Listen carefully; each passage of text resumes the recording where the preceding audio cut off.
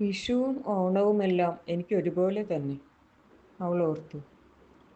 വേനൽപ്പാതിയിൽ പുലർ വെളിച്ചത്തിൽ മുറ്റത്തെ കണിക്കൊന്ന മരത്തിൽ സുവർണ നിറമാർന്ന കണിക്കൊന്ന കുലകൾ.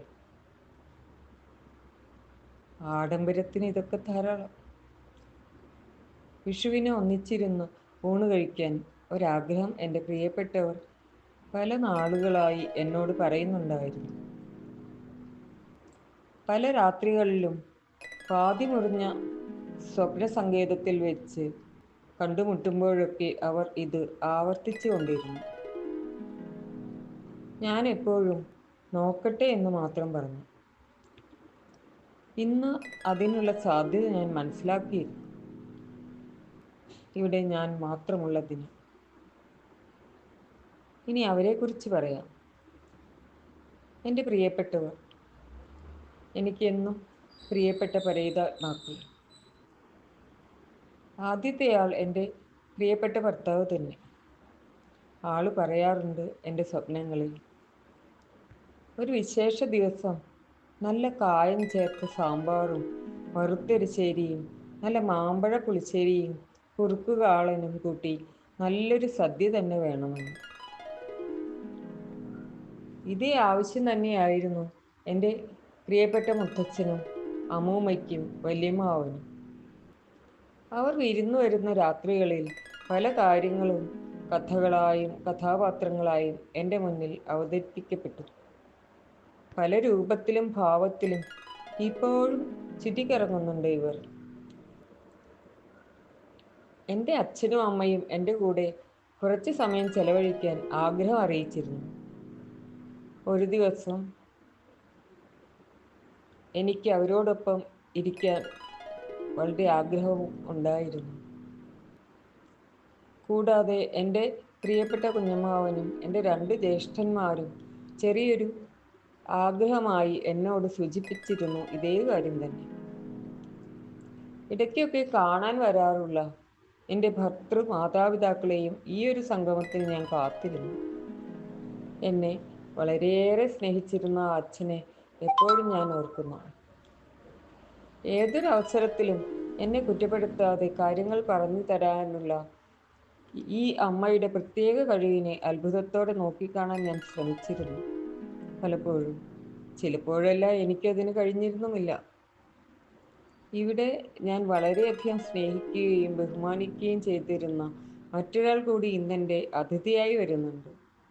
എൻ്റെ മക്കൾ വല്യച്ഛൻ എന്ന് വിളിക്കുന്ന പ്രിയപ്പെട്ട ചേട്ടൻ. ഏതായാലും ഗൂഢമായ ഒരു സന്തോഷത്തോടെ ആ ദിവസത്തിനായി കാത്തിരിക്കുകയായിരുന്നു ഇതുവരെ. ഇന്ന് ഞാനൊഴികെ മറ്റാരും ഇവിടെ ഉണ്ടാവുകയില്ല. വിഷുദിനാഘോഷം പ്രമാണിച്ച് മകനും കുടുംബവും ഇന്നലെ തന്നെ ഏതോ വിനോദസഞ്ചാര കേന്ദ്രത്തിലേക്ക് ടൂർ പോയിരിക്കുകയാണ്.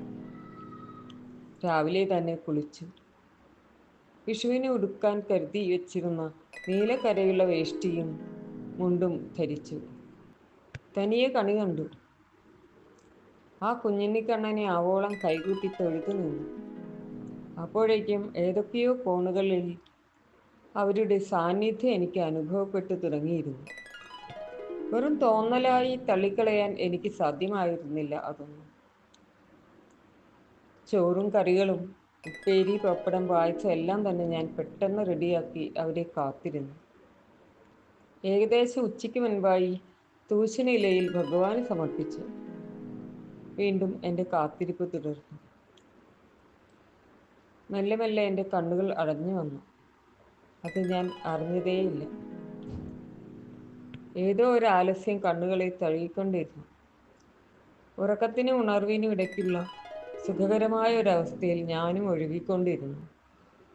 തുറന്നു കിടന്ന ജനവാതിലുകളിൽ കൂടി ആസ്വാദ്യകരമായ നറുമണം അകത്തേക്കും എൻ്റെ നാസികയിലേക്കും കടന്നു വരുന്നുണ്ടായിരുന്നു. പകുതി തുറന്ന കണ്ണുകളിൽ സ്വപ്നം നിഴലിച്ചിരുന്നു. അവർ ഓരോ കോണുകളിൽ നിന്നും പ്രത്യക്ഷരായി. എല്ലാവരെയും ഒന്നിച്ചു കണ്ട സന്തോഷത്തിൽ എൻ്റെ കണ്ണുകൾ നിറഞ്ഞൊഴുകി. ചുണ്ടുകൾ വിറച്ചുകൊണ്ടിരുന്നു. അവരുടെ കണ്ണുകളിൽ സന്തോഷത്തിൻ്റെ തിളക്കം കൂടുതലായി എനിക്ക് കാണാൻ കഴിഞ്ഞു. ചുണ്ടുകളിൽ മൃദുഹാസവും.